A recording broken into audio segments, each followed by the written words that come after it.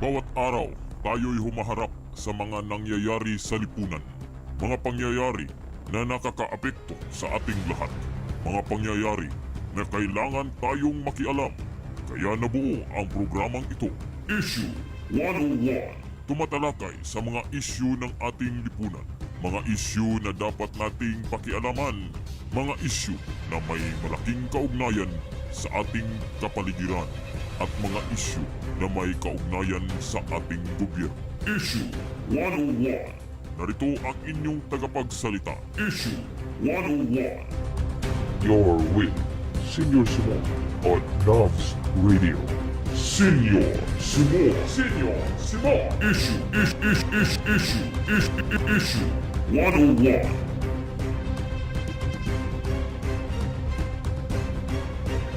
Yes, magandang araw sa inyong lahat mga kaibigan.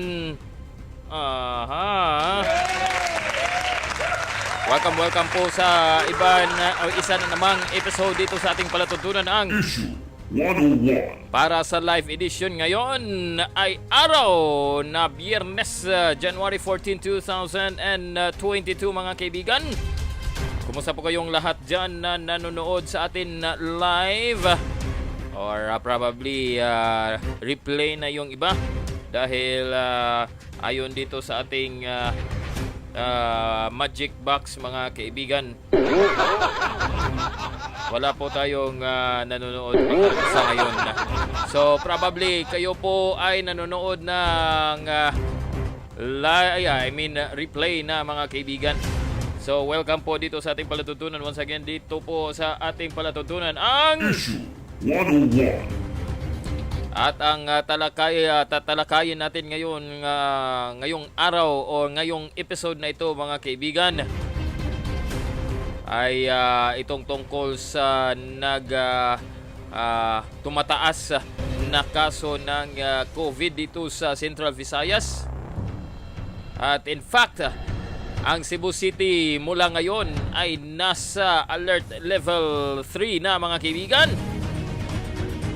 At of course, ating pong tunghayan ang ating pagtalakay sa mga restoration sa mga utilities like PLDT, yung water supply.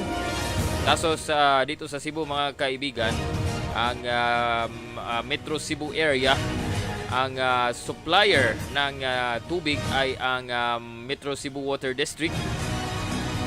Kaso yung may mga lugar dito na may iba't ibang source o taga-supply ng tubig mga kaibigan.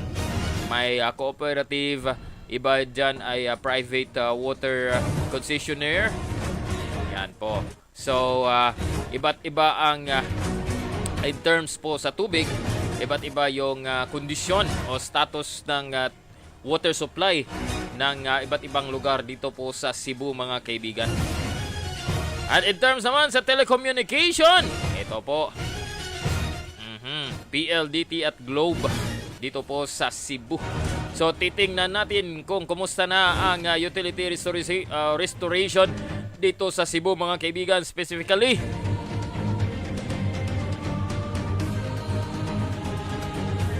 At isa sa ating talakayin ngayon mga kaibigan sa politika. Maliban sa COVID, sa restoration efforts ng mga utility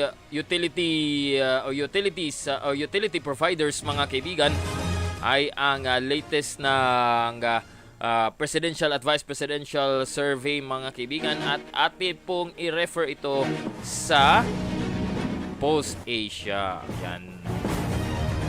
Dahil may bago na namang patama itong si Atty. Carpio mga kaibigan. Itong tinatawag na ex-justice mga kaibigan. Kung ang ex-justice natin dito sa Pilipinas ay katulad pa sa kung nakapanood kayo ng pelikulang Judge Dredd na binibidahan ni Sylvester Stallone, hindi yung bagong Judge Dredd mga kaibigan, o yung Dredd na title ng pelikula, kundi yung Judge Dredd na binibidahan ni ni Sylvester Stallone, kung saan ang isang retiring justice ay pinalabas nila sa kanilang syudad sa Walled City, at doon siya ang tawag dito, maninirahan sa labas. Tinatawag nga, nakalimutan ko yung tawag o term nung ginamit nila. Scorched earth ba yun o basta yun. Kung magre-retire, ito pa sana ang ginagamit natin para dito sa Pilipinas, mga kaibigan. Talagang mawawaw tayo. Yan po at ibang mga talakayan ng ating tatalakayin dito sa episode na ito, dito sa Issue 101, araw ngayon na Biyernes sa Enero 14, taong 2022, mga kaibigan. So, umpisa kaibigan. Okay, dito po tayo muna sa wag kang freeze diyan. Parang hindi ginanahan yung computer ko dito. Anyway, mga kaibigan, anyway. Ba't hindi ito nag-load kanina? Ginanahan ito kanina. Pero ngayon, ayaw nang mag-load. Sige. Okay, so dito muna tayo sa tawag nito, sa COVID update, mga kaibigan, sa Central Visayas, kasi yung palaging ina-update sa mga mainstream media at yung karamihan ng mga Manila-based na mga YouTubers ay yung sa kanila, sa NCR. Pero tayo, dahil nandito tayo sa Cebu, mga kaibigan, atin pong ipahayag sa inyo ang COVID update dito po sa Central Visayas. So ayon dito, ito po ay kahapon, January 13, 2022. Now, bakit bumabalik tayo dito sa COVID listing, mga kaibigan? Dahil as opening natin kanina, tinaas po ang alert level dito sa Cebu City, mga kaibigan. So, ayon dito, ang Cebu City ay may nadagdag. Ang dami nito, mga kaibigan. So, baka isa ito sa resulta nung pagkatapos ng anong tawag ito, pananalasa ng bagyong si Odette na naranasan natin dito sa Cebu, mga kaibigan, at yung nagkukumpulan ang mga tao dahil pinipilahan yung mga tubig, yung gasolina, crudo. So probably isa ito sa mga rason kung bakit umaakyat ang bilang ng bagong kaso dito po sa Cebu City, mga kaibigan. So ayon dito sa DOH Central Visayas, mga kaibigan, ang nadagdag na bagong kaso ay andyan po sa 359 or 359. Pero wala or mabuti naman at walang na balita o naulat na namatay. So may 6 na recoveries. So ang active cases po dito sa Cebu City ay andyan po sa 1,000. Talagang marami na ito, mga kaibigan. 1,364 or 1,364 ang active cases dito po sa Cebu City. Meanwhile, sa Lapu-Lapu City ay 61 ang bagong nadagdag. So ang active cases doon sa Lapu-Lapu City ay andyan po sa 266 or 266, mga kaibigan. Sa Mandawi City naman ay 73 ang bagong nadagdag, at ang kanilang active cases doon sa Mandawi City ay andyan po sa 252. Sa Bohol naman, 50 new cases. So ang active cases are in 237, while sa Cebu Province mga kaibigan ay 165 or 165 ang bagong kaso. So ang active cases ngayon sa Cebu Province mga kaibigan ay andyan po sa 668. Sa Negros Oriental naman ay 28. So ang active cases ngayon sa Negros Oriental is 315. Meanwhile sa Siquijor, isa ding natamaan ng ni winasak ng bagyong si Odette. Siquijor, walang bagong kaso. So ang active case sa Siquijor mga kaibigan ay andyan po sa 2. So buti naman doon sa Siquijor mga kaibigan. Now, tinalakay natin ito mga kaibigan dahil ang IATF inilagay po ang Cebu City sa alert level number 3. So, atin pong tatalakayin ng kaunti kung ano po ang mga guidelines sa mga lugar o specifically kung ano ang mga lugar na bakit ba ito ang nangyari mga kaibigan. So, antay mo na ng kaunti ha. Kasi may nawala po dito sa aking iniready ko na ito. Inihanda ko na ito kanina. So, okay. So, ito po mga kaibigan ang balitang inilagay ang or isinailalim ang Cebu City sa alert level number 3. At kung ano ang mangyayari or guidelines sa mga lugar na nasa ilalim ng alert level number 3 mga kaibigan. So ayon po dito galing sa Philstar. So 28 areas daw, 28 lugar ang isinailalim sa alert level number 3. So ano po itong mga lugar na ito? So ayon dito ang the government. So ang gobyerno daw ay isinailalim ang 28 dagdag na lugar sa ilalim ng alert level number 3. Ayon dito upang stem the surging cases of COVID-19 tied to the highly infectious Omicron variant mga kaibigan. So ayon dito or sinabi ni Acting Presidential Spokesman Carlo Nograles noong Wednesday na ang probensya ng Luzon na or isinailalim ng sa alert level number 3 ay ang Benguet, Kalinga, Abra sa Cordillera Administrative Region, La Union, Ilocos Norte and Pangasinan sa Ilocos, Nueva Vizcaya, Isabel and Quirino sa Cagayan Valley, Nueva Ecija and Tarlac sa Central Luzon, Quezon sa Calabar Zone, Occidental Mindoro at Oriental Mindoro sa Mimaropa at Camarines Sur at Albay sa Bicol.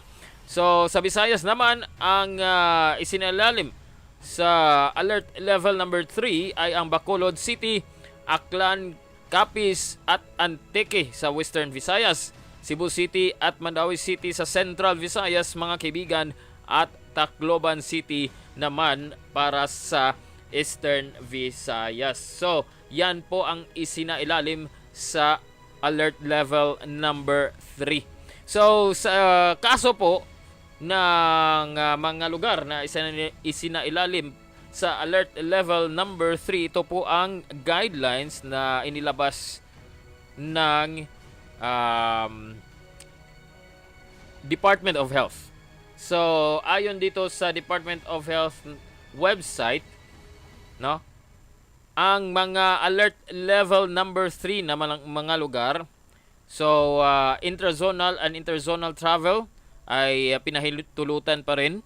So yung mga labas-pasok sa mga lugar na nasa ilalim ng alert level number 3 ay pinahintulutan. subject to reasonable restrictions based on age and comorbidities as may be determined by the LGU. So ang LGU po ang magde-determine, no? So which should not be stricter as those prescribed under alert level number 4, mga kaibigan. So provided that these below 18 years of age and those belonging to vulnerable population shall be allowed access to obtain essential goods and services or for work in permitted industries and offices in accordance with existing labor laws and regulations.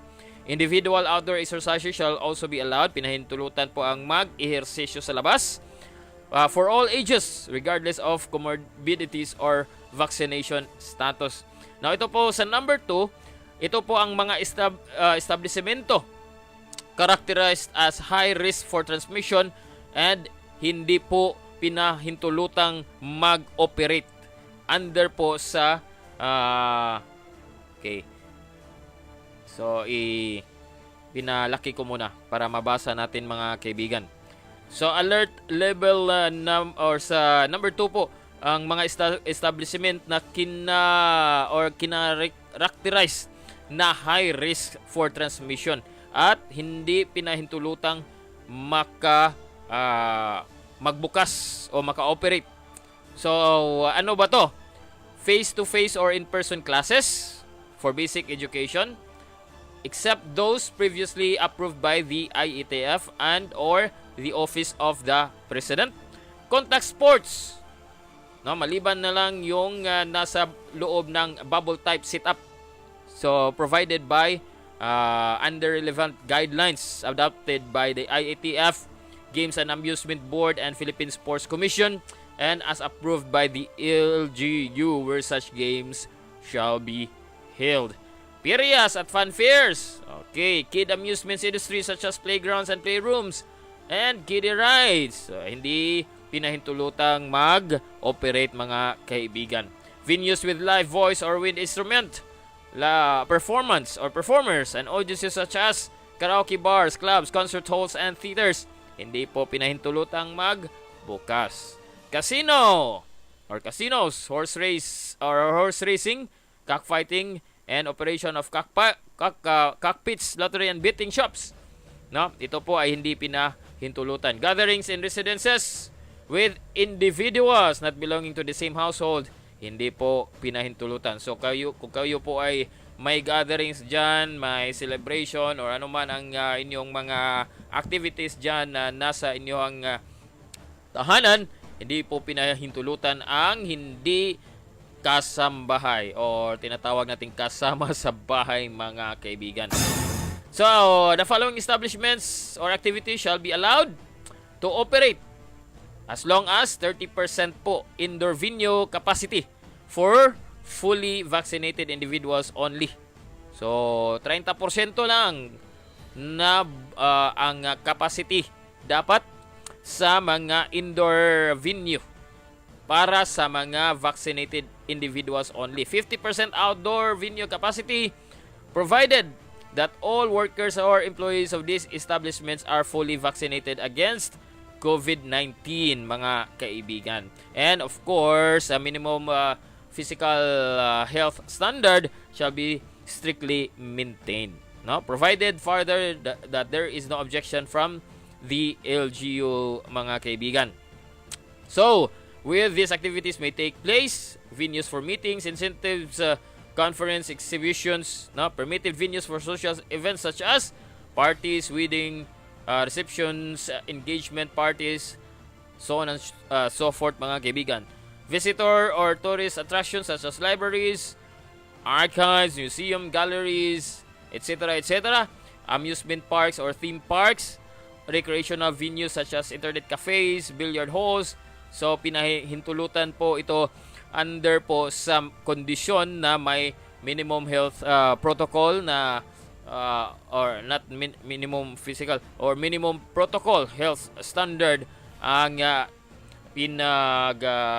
or inoobserba ng mga lugar na sinabi na nabasa natin, mga kaibigan. So Cebu City, under po tayo sa fitness studios, gyms, and venues for non-contact exercise and sports. Subject to DTI sector-specific protocols allowed. Film, music, and television production, subject to joint guidelines as may be issued, allowed. Now, agencies and instrumentalities of the government shall remain to be fully operational. Adhere to at least 30% on-site capacity while applying work from home and other flexible work arrangement, mga kaibigan. So, yan po ang mga guidelines. Ano bang nangyari dito? Parang naghang-hang. Okay, wag kang maghang-hang. Sino ba tong nag-chat sa YouTube natin? Okay, so kung gusto kayong magpa-shoutout dyan, mga kaibigan, pwede ko kayong i-shoutout sa pamamagitan ng chat box natin, mga kaibigan. So, just present yourself through our chat box at i-shoutout ko po kayo, mga kaibigan. So, once again, para sa ating mga live viewers dyan, welcome sa ating palatuntunan sa araw na ito, mga kaibigan, ng Issue 101 at of course, pati na rin sa mga replay audience. So, kung bago pa kayo dito sa ating YouTube channel, wag pong kaligtaang mag-subscribe, mag-like sa video na to at i-share kung gusto niyo ang mga palabas, no? Ang ating mga pinag-uusapan dito, mga kaibigan. So, this time, mga kaibigan, dadako na po tayo sa restoration, no? Kumusta na ba ang restoration activities po ng mga utility companies dito sa atin sa Cebu? Dahil marami pa rin ang nagrereklamo na wala silang kuryente. Vico! So, ayon sa website ng Visayan Electric, mga kaibigan, no? Ito po ang kanilang graph sa kanilang mga restoration activities sa kuryente o power supply po dito sa Cebu, mga kaibigan. So, according to Visayan Electric, this is as of kahapon 12 p.m. January 13, nasa 289,587 na po ang kanilang na-energize, or that is 61.07% out of 474,182 affected customers, mga kaibigan. So, sa numerong ito, sabi ng kasi bago pa yung earlier part pa ng restoration, ayon sa Visayan Electric, na by January 31, that is mga 16 kasi 31, or that would be 17 days from now, mga kaibigan, if I'm not mistaken. Wala po akong saan ba yung calculator ko dito?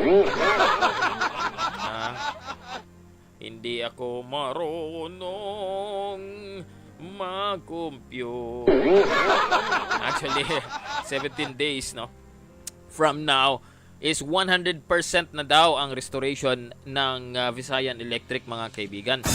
Yan po ang pinalabas nila sa kanilang statement, no? Nahanap ko yung statement na yon. Now, for energization update, ang ilawan o nabigyan na nila ng kuryente as of January 13 kahapon is portions of Calero Saliluad, portions of Katarman, portions of Tayud, portions of Bahak, portions of Yati, mga kaibigan. Puro portions lang po. Sa Konsolasyon naman, portions of Hilltop Home, portions of Green Valley Subdivision, portions of Nangka, portions of Tugbungan, and portions of New Orleans Street, portions of Barangay Saksak Road sa Konsolasyon sa Municipality of Consolations, mga kaibigan. So, mayroon din, madami-dami din ang sa Mandawi City, pero marami pa rin ang naninirahan sa Mandawi City ang palaging nagrereklamo at tumatawag sa atensyon ng Visayan Electric, mga kaibigan. Dahil po, mababasa naman natin dito na talagang portions lang. Ito po din ang sa Cebu City at sa Talisay City. So, since marami po ang nakalista, so hindi na po natin babasahin yung lahat. Na ang importante po ay ito, no?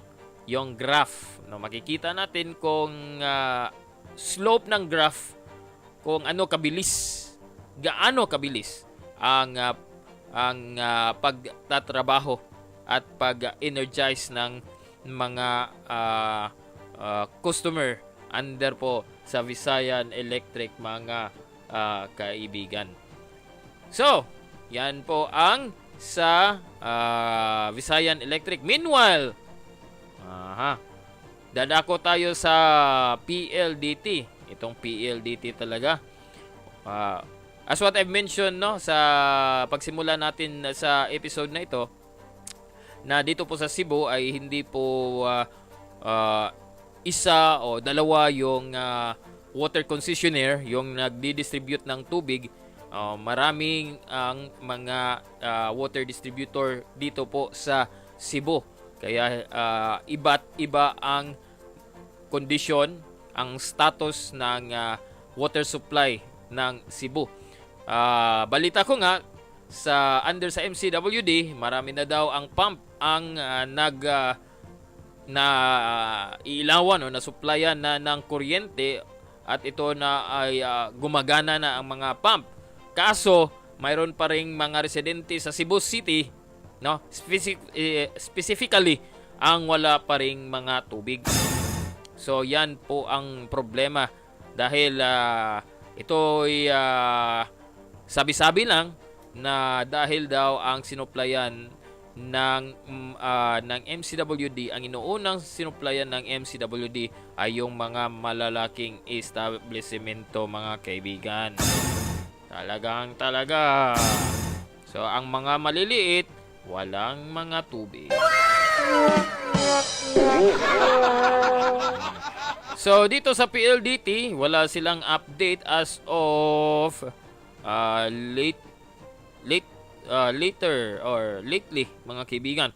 So ito po ay January 12 or January 11 actually, na status na pinalabas ng PLDT Smart, mga kaibigan. So ayon dito sa kanilang Facebook fan page, sa Mindanao daw, naka-restore na sila ng 98%. Buti na sila, sana all. No? At fix yung mga linya, no? Broadband or fiber optics, 99% na daw. Meanwhile, sa Visayas, ang wireless is 91%. Buti na ang wireless. Pero mabagal ang kanilang fixed line, mga kaibigan. 76%. Meanwhile, sa Palawan, so ang problema lang dito sa PLDT kasi walang specific na mga lugar na sinasabi kung ilang porsyento na ang na-restore, no? Of course, dahil malaki yung coverage ng PLDT, pero hindi nila ipinakita dito kung ano na ang recovery or restoration sa mga pangunahing lugar, no? Talagang itong ating mga utility companies, mga kaibigan, talagang walang tawag dito, walang improvement sa kanilang information dissemination, mga kaibigan. So sa Globe naman, walang walang announcement as of ilan na ang nakukumpuni o na-restore nila mga kaibigan. Mga advisory lang to dito. So kung may site kayo sa Globe, pwede nyo ilagay sa comment natin dyan, no, kung saan natin makikita yung update ng Globe mga kaibigan. Okay, so yan po ang utilization recoveries mga kaibigan. Now this time, dadako na naman tayo sa isa na naman nating usaping politika mga kaibigan. Sa usapin natin sa politika, ito po ang dito po tayo sa survey na inilabas ng Pulse Asia mga kaibigan. Kung saan makikita natin kung sino ang nangungunang kandidato sa pagkapangulo at sa ikalawang pangulo mga kaibigan. So ang dito sa Post Asia, ang una nating makikita dito, no, ito po ang kanilang survey na isinigawa noong December 1 hanggang December 6, 2021 mga kaibigan. Ito po ay isinigawa nila ng Post Asia sa pamamagitan ng face-to-face interviews. So ayon dito muna tayo sa top national officials ng in terms of approval rating mga kaibigan. So ayon dito, ang approval rating ni Pangulong Duterte ay andyan po sa 72% mga kaibigan. Habang ang pangalawang pangulo mga kaibigan ay 43%.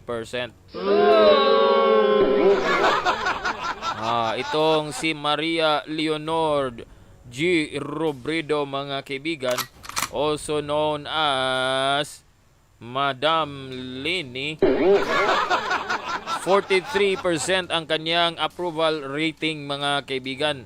Samantalang itong Senate President, mas mataas pa si Senate President Tito Soto kay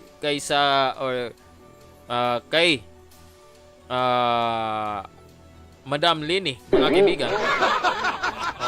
71% si Senate President Tito Soto, no? Habang si Lord Alan Q. Velasco ang Speaker ng House of Representatives ay andyan sa 31% at si Alexander G. Gismundo ang Supreme Court Chief Justice ay 31 mga kaibigan. So, mataas pa rin ang approval rating ni Pangulong Duterte mga kaibigan. At ito'y sinundan ni Senate President Tito Soto. At itong si Madam Leni ay 43 ang approval rating. So, obviously, makikita natin kung ano ang tingin ng mga karaniwang tao katulad natin mga kaibigan nitong si Madam Leni mga kaibigan. So dahil dito po natin makikita sa result ng survey na isinagawa noong December 1 to December 6 ang ranking po sa mga tumatakbong pangulo ng ating para sa darating na 2022 election mga kaibigan. So, malaki yung disapproval ayon dito. Ito po ang nakita natin kanina. So, para sa disapproval kay Vice President Robredo, 36%. Siyam lang ang disapproval. Ito pala sa NCR. So 34% para for the entire survey data nitong Post Asia mga kaibigan. So ito po ang mga changes, no, So sa approval rating, noong September 21, 64% po ang approval rating ni Pangulong Duterte. At ito'y umaakyat sa 72%. So 8% po ang pagtaas ng approval rating ni Pangulong Duterte, mga kaibigan. Ito namang si Madam Lini, mga kaibigan, ang kanyang approval rating noong September 21 ay 48%. Palakihin ko nga ito, parang hindi masyadong klaro. Okay. Ito. Para makita natin ng klaro, mga kaibigan. Yan. Okay. So, si Madam Leni naman, noong September 21, ang kanyang approval rating ay andyan sa 48. At ang latest Post-Asia Survey, bumaba ito from 48 to 43%, mga kaibigan. So, sana'y matauhan si Madam Lini nito, mga kaibigan. So, disapproval. No, bumaba yung disapproval ni President Duterte from 13 to 11, while si VP Lini, mga kaibigan, ay umakyat ng 11 points ang kanyang disapproval rating, mga kaibigan. From 23 to 34. Talagang ang mga tao ay hindi pabor, no? Hindi sumasang-ayon or hindi talaga, no? Nag-approve. Saan ba yung nawala bigla yung rating?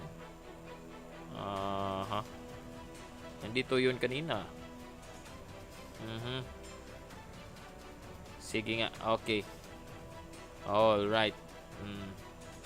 Dahil nawala yung Post-Asia Survey, mga kaibigan. So anyway, ayon sa latest na Post-Asia Survey na nawala dito at nag-loading ngayon.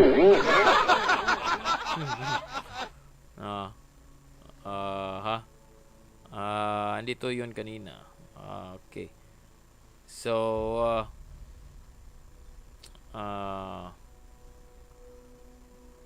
awareness to.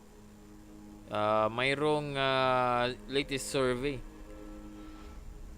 Tika muna ha, kasi nawala yung survey. Dito na lang tayo kukuha sa Rappler, mga kaibigan. Okay. So, ayon dito sa balita sa Rappler, or also known as Rappler.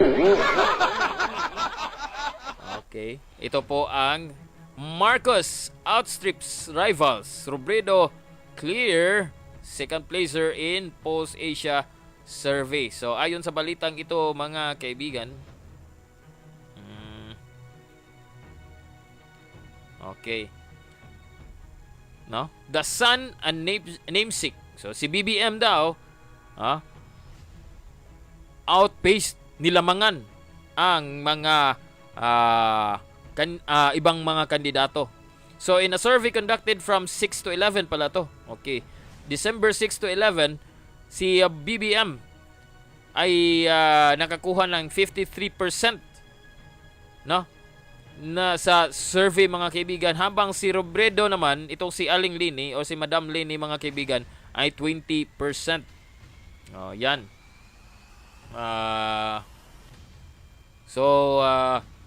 According po dito sa pinalabas sa Post-Asia, si BBM ay 53%, no? Ang nakuha niya. Galing po ito sa Post-Asia, mga kaibigan. While si Madam Lini, mga kaibigan, ay 20 points or 20%. So, sumunod with tie, no? Itong si Isko Moreno at si Manny Pacquiao, mga kaibigan. 6 ang kay Lacson. Si Parladi ay 0.01. So, insignificant na yung iba, mga kaibigan. So, 3 points o 53% po ang kay BBM, mga kaibigan.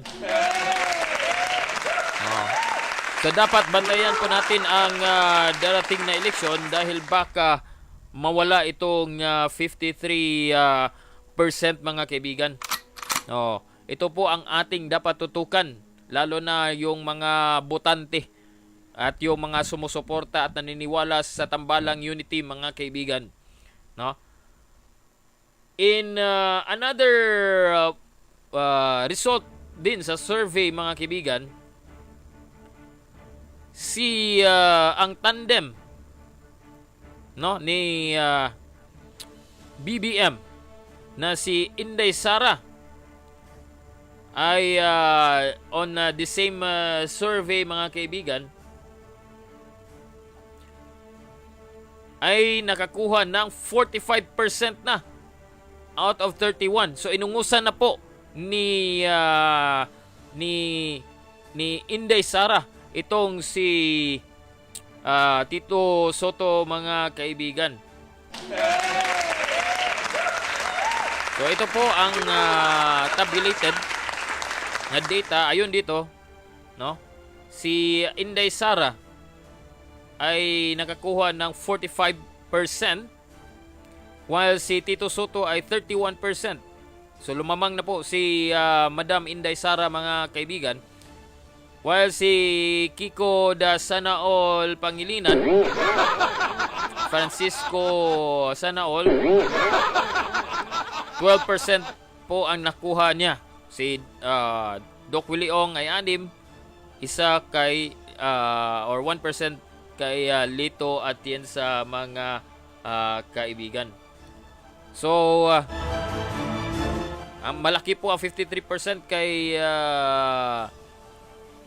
BBM, mga kaibigan. So more than half na. It's already a majority. While ito yung si Inday Sara, mga kaibigan, na nakalamang na kay Senator Tito Soto, 45%. Ito po ay malaki-laki na, ilang 5% na lang at siya po ay papasok na sa majority na vote. So yan po ang malaking balita, may kaugnayan sa halalan, na mga kaibigan. While in the meantime po, ito namang si Atty. Carpio ay nagpapalabas na naman ng isang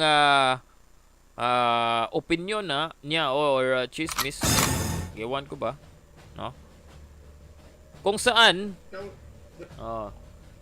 po ay sinabi niyang may utang or hindi binabayaran si BBM na utang sa gobyerno.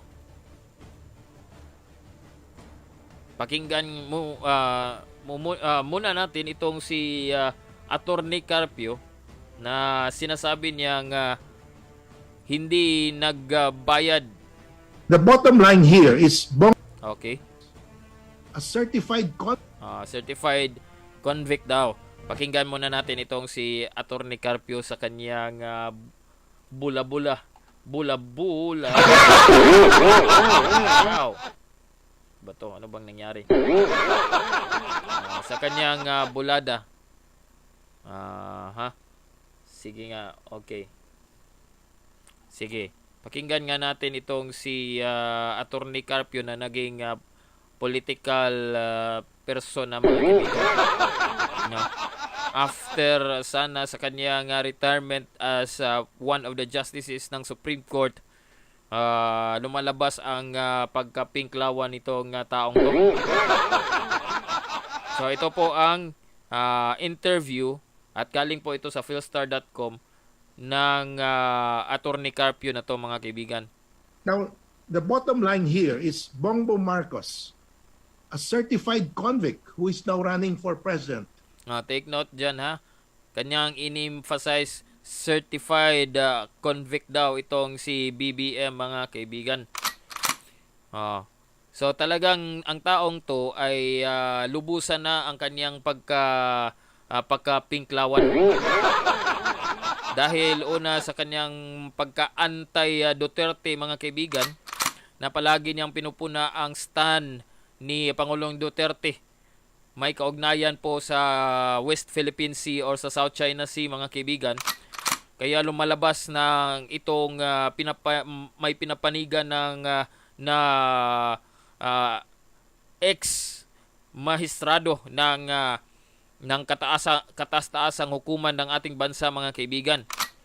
Kung ang sistema pa sa atin dito sa Pilipinas ay katulad nung Judge Dredd na pelikula, mga kaibigan, kung saan ang retired official or isang retired na magistrate ng Supreme Court ay i-kick out sa bansa kung saan siya naging maestrado, mga kaibigan, ay matagal na natin itong kinikick out. Sige, pakinggan nga natin itong politikong to. Actually claimed part of the Swiss account. The Swiss account that is the ill-gotten wealth of Ferdinand Marcos, he claimed it as his inheritance. That's the bottom line here. Well, incidentally, Bongbong Marcos was the court-appointed administrator of the estate of Ferdinand Marcos. As court-appointed administrator, Bongbong Marcos has refused to pay the 25-year-old final estate tax liability of the Marcos estate. Okay, take note of that. The 25-year-old estate of the Marcoses, mga kaibigan. Which has now grown to 203 billion pesos. 203 billion daw ang hindi nababayaran ng mga Marcoses, specifically ni Bongbong Marcos, dahil siya daw ay ang heir, no? Siya ang tagapangasiwa ng Marcos estate, mga kaibigan. Interest and penalties. So, Bongbong Marcos claimed as his inheritance part of the Swiss accounts. As administrator of the estate of Ferdinand Marcos, he was ordered to pay the tax liability.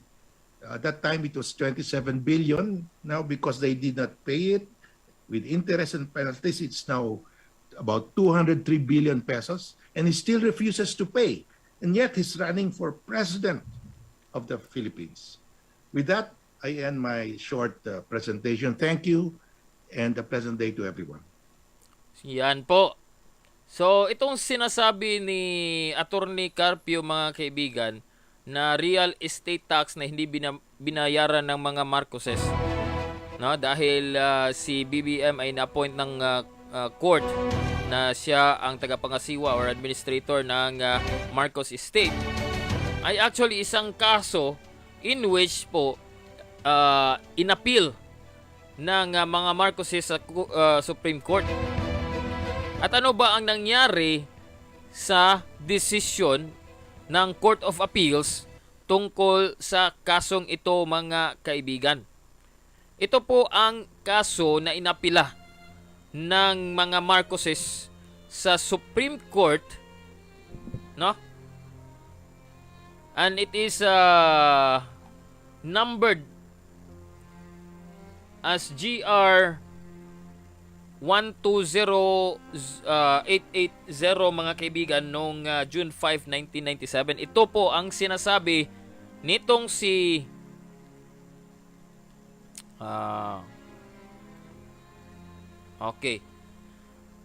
nitong si Atty. Carpio, na hindi daw binayaran ni BBM o ng mga Marcos, mga kaibigan. So ano ba tong kaso na ito, mga kaibigan? Okay. So ito po ang Supreme Court decision after the appeal of the Marcoses. So that is why ang petitioner po nito ay si Bongbong Marcos, no? So, it is versus Court of Appeals. Now, according to the decision po ng Court of Appeals, okay? Okay, so ito po ang desisyon. Now, this is numbered CAGR SP number 31363.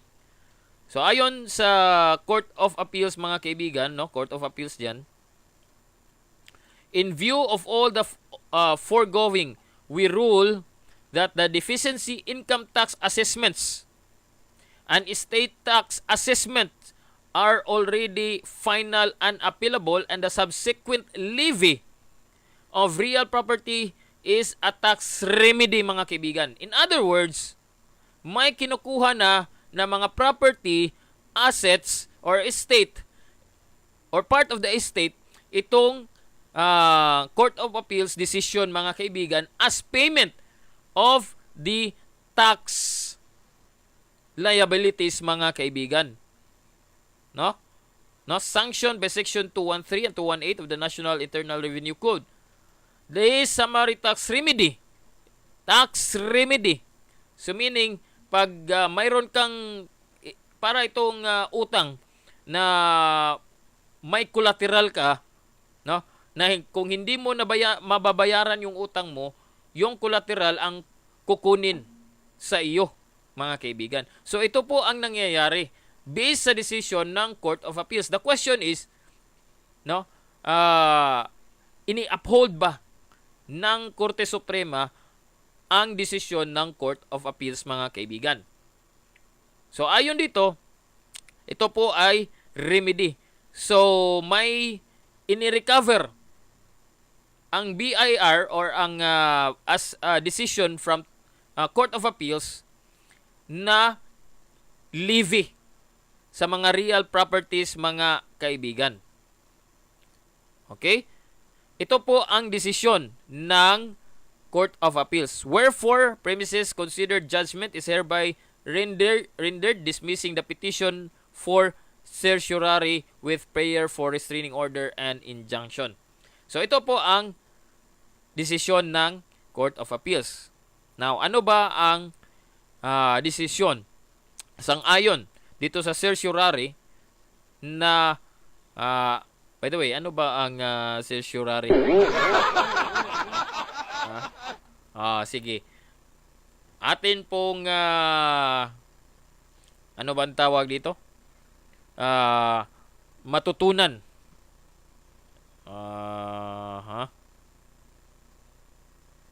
Okay. Certiorari. Ang certiorari po, ayon dito, a writ of order by which a higher court reviews a decision of a lower court. This is a writ.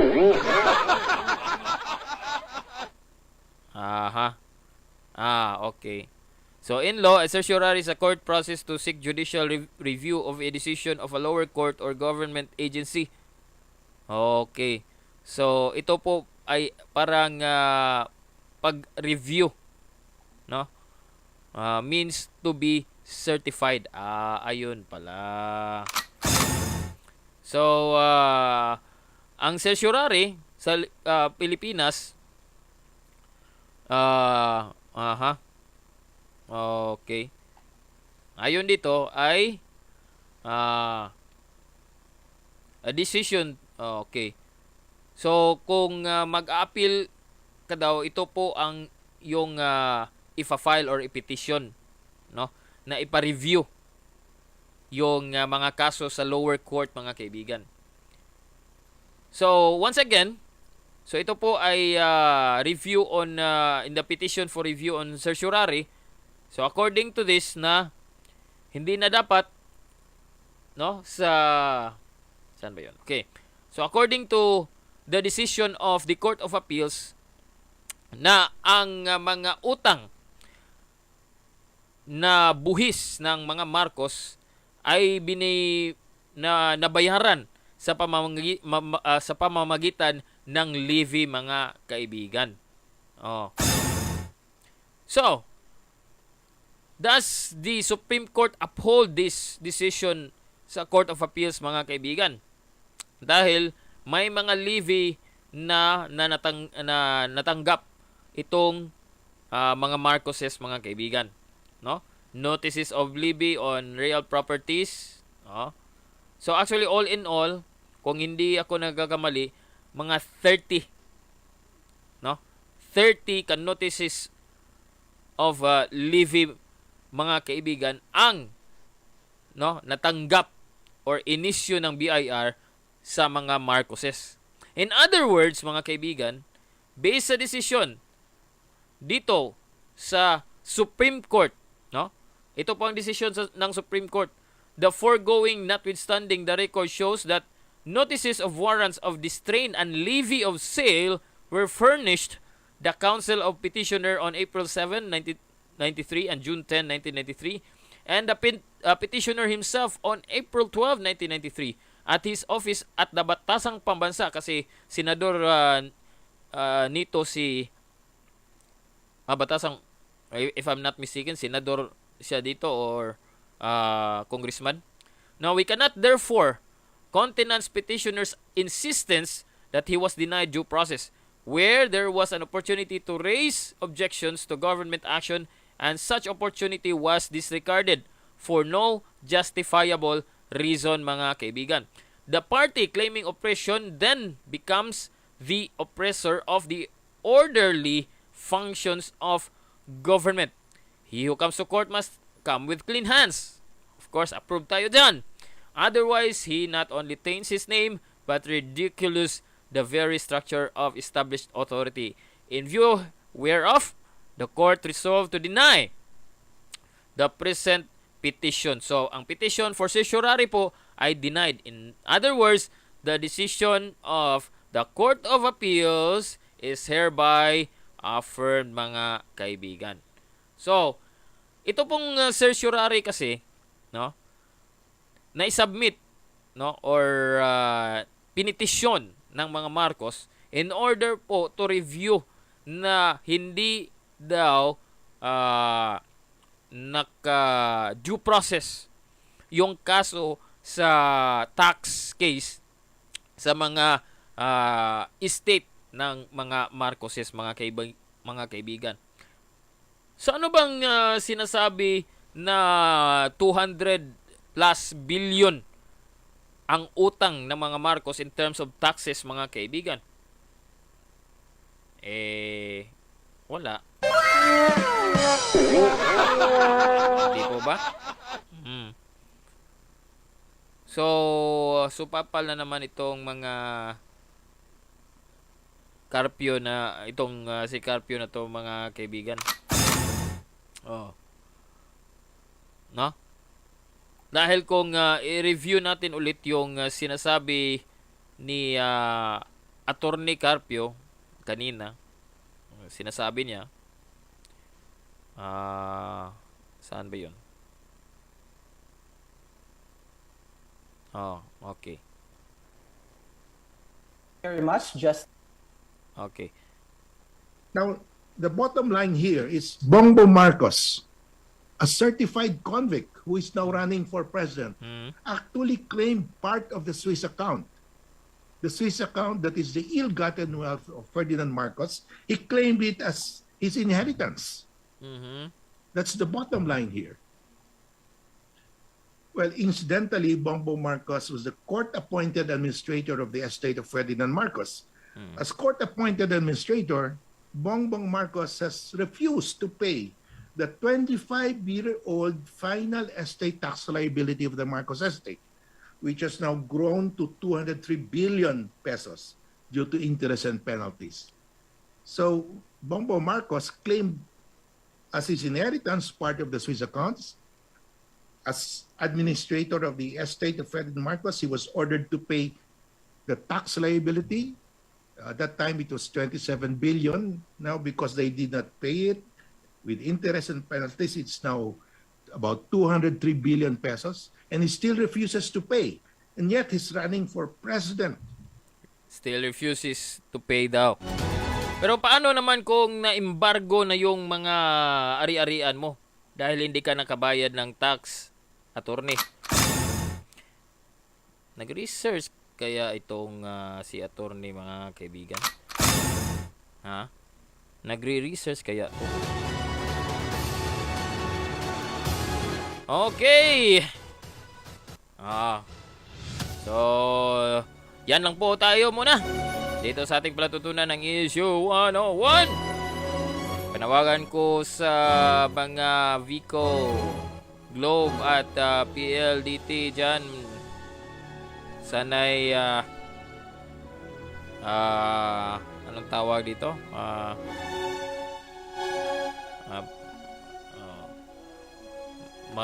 Madalihin sana nila yung pagkukumpuni, no, upang makabalik na po tayo sa normal, makapag-internet na po tayo katulad nito, no, dahil hindi ito nakikipag-internet lang ako ngayon, mga kaibigan, eh. So hanggang sa muli, para sa susunod na episode sa ating palatutunan ng Issue 101. Kung bago pa kayo dito sa ating sa YouTube, kung bago pa kayo dito sa YouTube, huwag kalimutang mag-subscribe, i-like ang video na to diyan po sa baba o saan man ang like at subscribe button, mga kaibigan. At huwag kalimutang i-click ang notification bell upang kayo naman ay ma-inform kung sakaling mag-live stream po tayo, mga kaibigan, or mag-upload ng mga bagong video. And also, huwag kalimutang i-follow ang ating Twitter at Facebook fan page, ang ating YouTube channel, ang ating Facebook fan page ay Senior Simon. Diyan po sa baba ang Facebook fan page natin. Mayroon din tayong Twitter, mga kaibigan. Senior Simon po ang ating Twitter account. At huwag kalimutan din i-follow ang ating Twitter account natin at @navs_online, mga kaibigan. Hanggang dito lang muna po tayo para sa ating palatutunan ng Issue 101. Hanggang sa muli, take care, God bless you all, bye-bye.